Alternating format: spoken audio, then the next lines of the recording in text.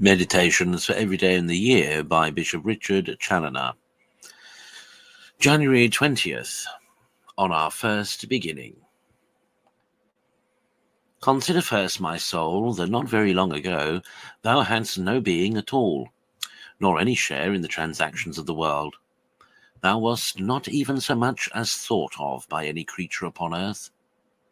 In this low abyss of nothing thou hadst been engulfed from all eternity, and there of thyself thou must have remained to all eternity, infinitely beneath the condition even of the meanest insect or the most inconsiderable of all God's creatures, so that whatsoever thou hast at present above, this mere nothing is no acquisition of thy own, nor any property of thine, but the pure gift of thy Maker.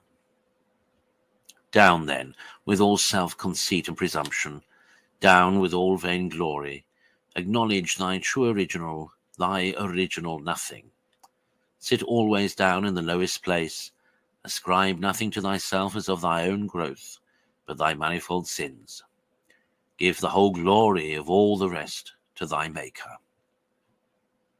Consider, secondly, who it was that drew thee out of the deep abyss of nothing into this being which thou now enjoyest. Who gave thee this power of thinking, this conscious life, this will, this memory, this understanding? Who made for thee this soul and body? No other but he that made heaven and earth, even the eternal, immense, infinite deity. And how came this great God to think of making thee? What did he see in thee that could move him to love thee and to bestow this being upon thee?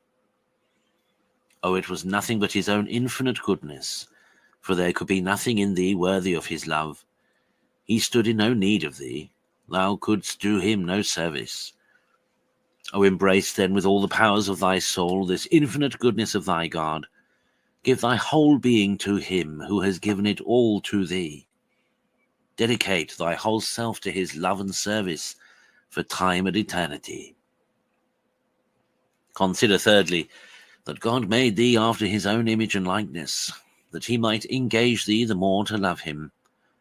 This image and likeness is in thy soul, which is a spiritual being, and in the spiritual powers of thy soul, in thy free will, which nothing controls, and which can be satisfied with nothing less than God, and in thy understanding, which is capable of soaring above all things visible and invisible, and reaching to the contemplation of God himself. Oh, let not then this noble spirit lie any longer grovelling in the mire of the earth. Let not this will that was made to be a queen be a slave to flesh and blood. Let not this understanding, this mind, this thought that should contemplate heavenly truths be bowed down to empty earthy toys. Conclude to be ever mindful of thy own nothingness, and that thou hast received all thou hast from the pure bounty of God. The sense and remembrance of this truth will teach thee always to despise thyself and to love thy Maker with all thy strength.